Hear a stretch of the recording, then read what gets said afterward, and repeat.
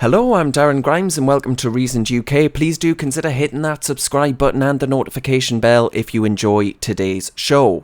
Now, the British economy appears to be up, if you might allow me to be so bold, Pooh Creek without a paddle, thanks to the pandemic and the government's economic response to it.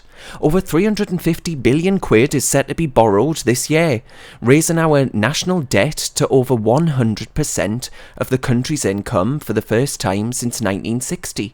The furlough scheme, which currently acts as gold-plated unemployment benefit of jobs that might not be there once it ends, will have to come to an end eventually. Now, all this comes on top, of course, of the end of austerity, with big increases in what are the spending limits of government departments. Now, this all might have seemed alright before COVID-19 arrived on the scene. Now it's at risk of seeming somewhat reckless. Ahead of the Chancellor Rishi Sunak's spending review tomorrow, I want to know what are the best policy responses to go for growth and get ourselves out of this abysmal mess, which will place a weight, I don't mean to sound too depressing, on the shoulders of the next generation for the rest of their working lives. And of course, at a time of Brexit, how do we go for growth and make the best possible success of it? Joining me to discuss is the director of the Adam Smith Institute, Dr. Eamonn Butler. Hello, Eamonn. Hi. How are you doing? Good, very good. Yeah, good. Here, still alive, still well. Thank God. Now, Eamonn, aren't we living life like we've been offered a handsome mortgage by our bank? And it's more that we can ever hope to pay back, but we're still spending more than we earn for the rest of our working lives. That's surely not a sustainable footing to be on, is it? Well, no. It's okay to have a big deficit for a one-off disaster. I mean, we had a huge deficit after the Second World War. That's understandable, and it can take years to pay off. That's understandable. But what you don't want to do is to be adding to it on the way. So it's okay to borrow for capital infrastructure. It's okay to borrow for an emergency that you have to get through. But it isn't good to borrow for your everyday spending, because that just then mounts up. And I think that's the danger, that we've actually got to get a vision here to say, yeah, okay, we've got a big debt. That big debt is going to be around for a long time. It does mean that indeed future generations are going to have to be paying off that debt. But let's add to it now. Let's tighten the belt a bit. And I mean, how optimistic are you that that's going to happen? I'm not remotely optimistic at all. I mean, this government seems delighted to spend money like water on green policies that probably will have only a very marginal effect and completely miss the target, on industrial policy, which to me suggests that they think they know better than ordinary people investing their own money as to what's going to succeed in the future. Tax rises are on the way. Lots of soundbite politics, but not very much vision, not very much planning for the future. I mean, the Green Industrial Revolution, and I think that's what they're calling it, but it is exactly what was taken from Jeremy Corbyn's 2019 manifesto, which was dismissed by the Conservative Party as heady socialism, ideological madness. And it strikes me, Eamonn, and I don't know to what extent you agree with this, that in the same way that in the post-war consensus, we had the Conservatives, which basically just acted as socialism light, and the Labour Party wanted socialism heavy, with very heavily advocating a command economy. That actually, when it comes to this idea or this preconceived notion that the state can somehow plan the greener elements of the economy, that actually we're making the same mistakes that we did before the 1980s. Yes, I mean, after the Second World War, we had a kind of, it was called the consensus, that we were going to have a mixed economy, it's going to be middle of the road. But we also had basically a ratchet that Labour Party would come in as it did in 1945 and it would nationalise lots of industries and regulate things. And then the Conservatives would come in and they would just hold the line. They wouldn't roll any of that back. They would, even though they believed it should be rolled back, they thought, well, this is the consensus, so we'd better go on with it. And then Labour would come back in again with Wilson and Callaghan and so on, and then do rather more. So you had this ratchet always in that direction. And I think that is a fear. I'm not sure it's quite the same now. I think what we have now is fundamentally it's as we've had for many years, a managerialist administration. That our modern politicians, not just this lot, but I mean going back some decades now, think that their job is simply to keep the show on the road and to manage it better than the other guys. And that shouldn't be what it's about. It should actually be about having a plan, having a vision, and setting down the steps that you need to get that. And you're absolutely right about growth, by the way, because I keep on saying that the economy is not a machine that you can turn off and on. The economy is a series of relationships between people. If you run a bar, you've got relationships with your customers, but you've also got relationships with your suppliers, your butcher and baker and fish merchant and victualler. And when you start closing down industries, or when industries like that, businesses like that think, well, I just can't continue. I don't have any customers, so I can't pay the wages, I can't pay the rent. Then those relationships are broken. And it's like when you have a sort of spinal injury, it takes time to grow these neurons back. And you have to learn how to walk again. And I think that's the problem with the economy. And therefore, what we've got to do is to grow lots and lots and lots of new businesses, new small businesses. Mindful that most of them will actually fail, because most new businesses will fail. So it's going to be a very painful recovery, I think. And the way to help it is to get out of the way, get taxes out of the way. Don't put taxes up, get them out of the way. Get regulations out of the way, make it easier for people to start business, make it less of a risk to start a new business. And then we might have a growth spurt, who knows? I mean, it was seen or argued by proponents of Brexit, especially those on the classical liberal side of things, not too dissimilar from the two of us, that Brexit presents a unique opportunity to ensure that the British economy can thrive. What are the recipes? What are the key economic planks that are necessary prerequisites to ensure that we do make the most of Brexit and, boost our productivity and things like it? Yeah, well, I think you're quite right. I mean, Brexit is an opportunity to get rid of a lot of regulation. I have to say that most regulation in this country is homegrown. It's only a small proportion that actually comes from the European Union. But we grow regulation at the rate of tens of thousands of pages every year. Now, that is crazy. So, and of course, with Brexit, you have the possibility of new trading networks all over the planet. Not just our traditional partners, but new ones as well. And I think Britain could be a great free trading nation. That's what it was in the 19th century. It was almost a moral crusade to be a great free trading nation. And I think we need the same sort of moral crusade again today, because trade benefits people. People wouldn't trade if it didn't benefit them. It benefits both sides. So let's have more of it. But in terms of the agenda, the principles that you're talking about, yes, firstly, it's growth. It's getting out of the way. Secondly, I think it's focusing on outcomes, not inputs, but outcomes. What do we want to achieve? You set your objectives and then let people do it themselves. Don't think that you can have a one-size-fits-all regulation or rule or COVID tier or whatever that will sort everything. It won't. What you need to do is, like with businesses, is to say to them, we want you to operate safely. show us what you're doing to operate safely. And if you can do that, that's fine. We're not going to tell you how to operate, but if you can do it safely, then fine, you can reopen. And I think also the third thing I would say is to support people, not businesses.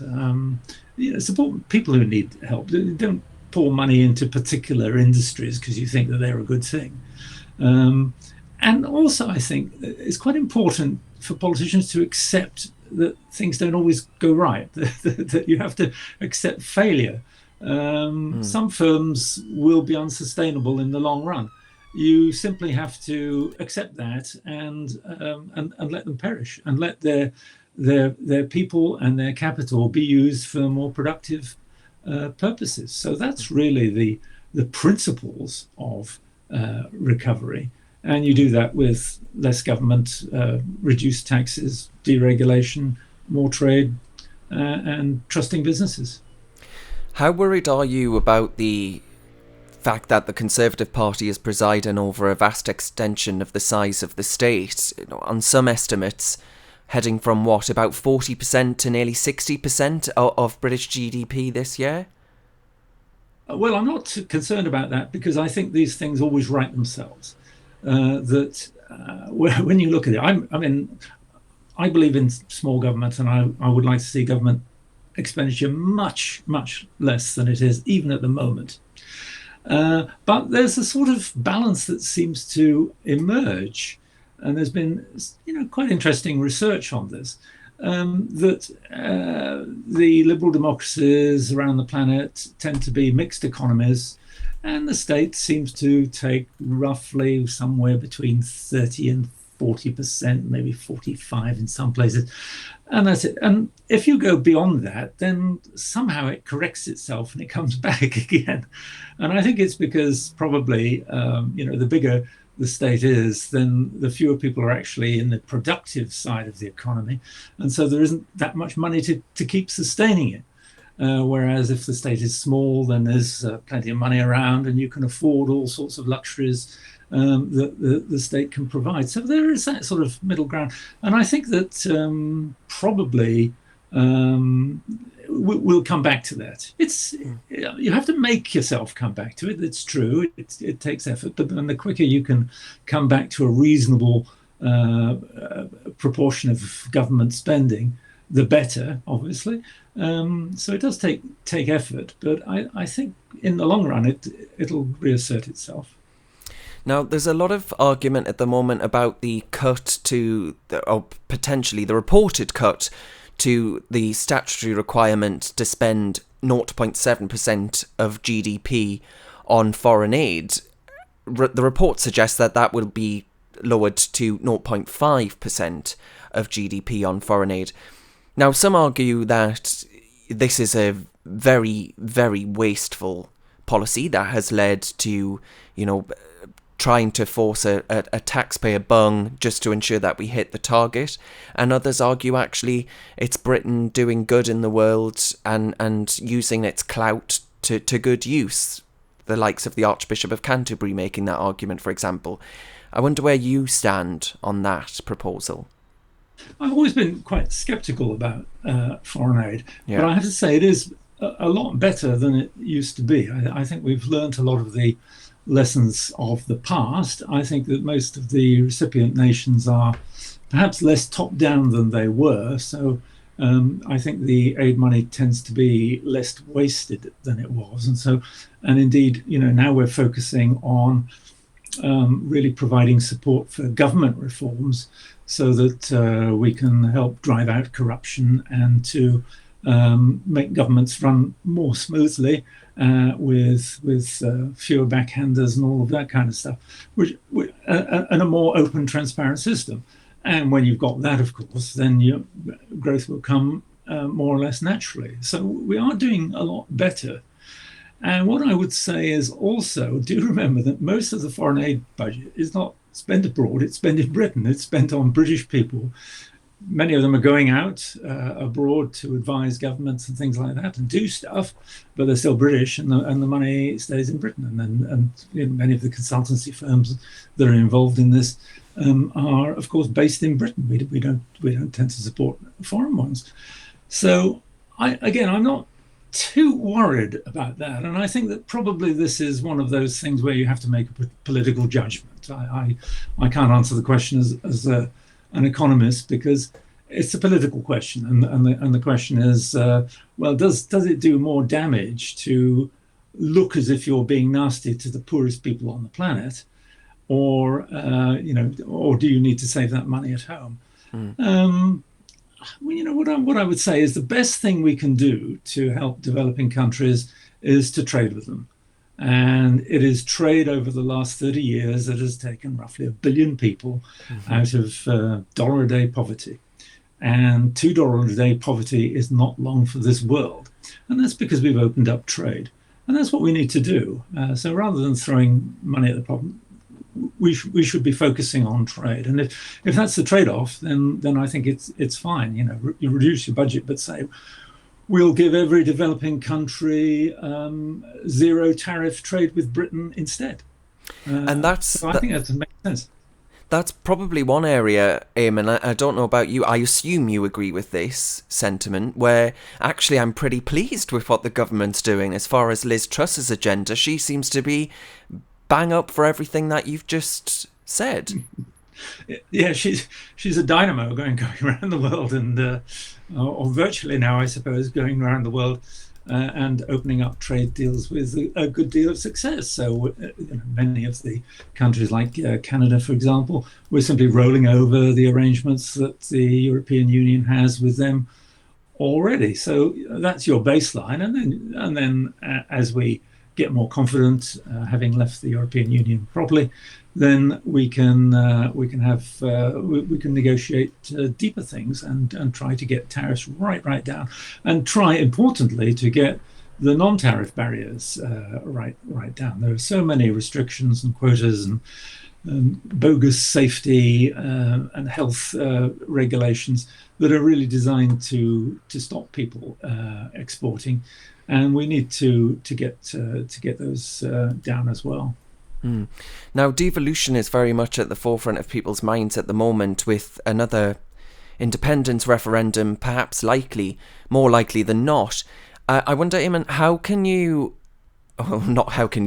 we ensure power is devolved as close to the individual as possible, which is surely desirable, without it meaning extra layers of bureaucracy, red tape, and politicians? I think back to that, thank God it was defeated, North East Assembly idea, and this idea that would be exactly what the North East needs. That would ensure that power was devolved as close to the people in the northeast of England as possible, when actually I think we all know that it would have meant more bureaucracy, more slowing down, more arguments, more strife, and precious little return for the voters that had voted for it. Yeah, I think we have far too many politicians in this country. I think most people would agree with that. It's one of the reasons that they voted for Brexit. They thought there were too many politicians around. It's one of the reasons they voted for Trump first time around, and indeed in large numbers second time around, because they thought there's too many politicians around. We need to get rid of them. And devolution, I think, has been costly in that terms. I worry about it because I'm half Scots, and I go to Scotland all the time. But it's very difficult from England to keep up with what's happening in Scotland, because it's become a different country. The newspapers are different. The debate is different. When they talk about the health minister, they mean somebody else, not Matt Hancock.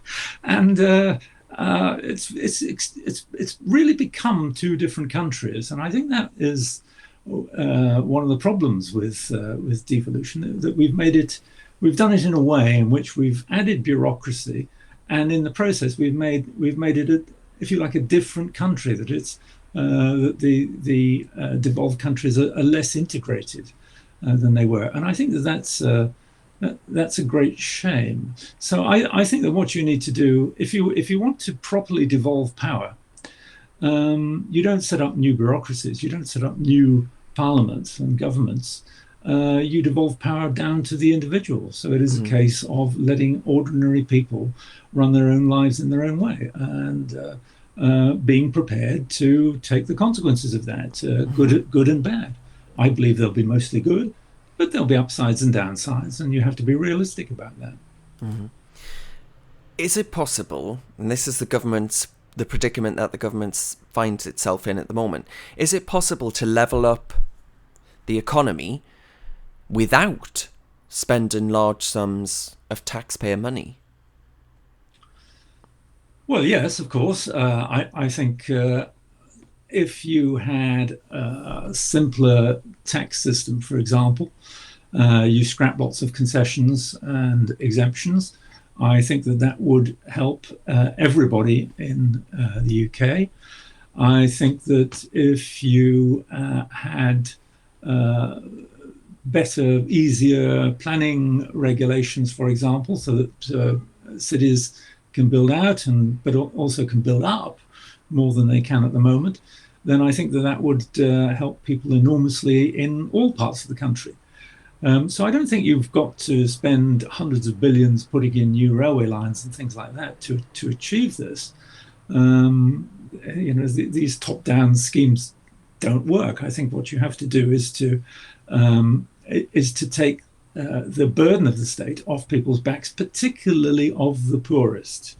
My great hero Adam Smith said exactly the same. That he wasn't interested in the rich folks and the aristocrats. He was interested in making life better for the working person, and that meant to get all of this state apparatus off their backs so they could actually do things themselves and build up their own businesses and make life better for themselves and their families. So I think that is the agenda that you need. And then business will go to where it is comfortably located. It will go to places where there is talent and where there is manpower, and that will benefit the whole country, not just the southeast. Now, Eamonn, to end, I wonder if you might tell us, I'm going to put you on the spot here, what it is that you would like to see from the Chancellor's spending review tomorrow, and then tell us, on a scale of 1 to 10, how likely it is that you'll see it. Well, I can answer that question immediately, and it's 0.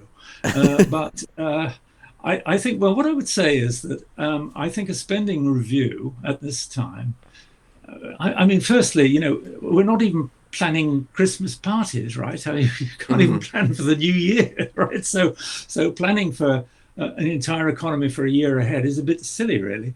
But any spending review is pointless unless you have a good rethink about the tax system, about what you're taxing, why you're taxing it, and how you're taxing it. And Canada in the 1990s, for example, did a huge review of government spending. And they were asked, what are we doing? Why are we doing it? Do we need to do it? Can we do it better? Can somebody else do it better? And those are the questions that we should be asking. New Zealand did something very similar. And it may be that there are some things, might be health, for example, that we conclude, no, we should actually be spending more on that. And there'd be other things like, I don't know, agricultural subsidies that perhaps that go largely to big landowners anyway, that perhaps we should be spending less money on. So you need to have, particularly at this juncture, I think we need to have an in-depth look at what the state is there to do, how it's doing it, and how we pay for it. So I think those would be my priorities, and the chance of them happening tomorrow is absolutely 0. Mm-hmm. Yes, I think they'll be saying, Eamonn, get your wallet out. Anyway, thank you very much, Eamonn. Let's see what happens. You're welcome.